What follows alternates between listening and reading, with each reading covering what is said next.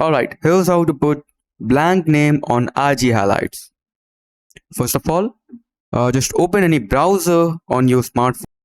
I'm going with Brave. You can choose Chrome, Safari, whatever you want.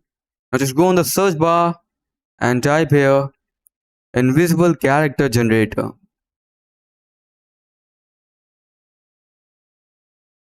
Now just go on this website editpad.org, invisible character blank text copy, paste, just go on it, and now click on copy to clipboard.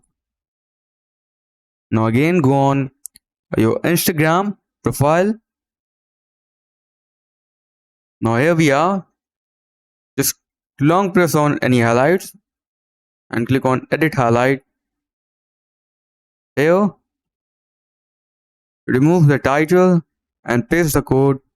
After that, just click on done. And as you can see, the highlight name is changed to blank. There's nothing, as you can see.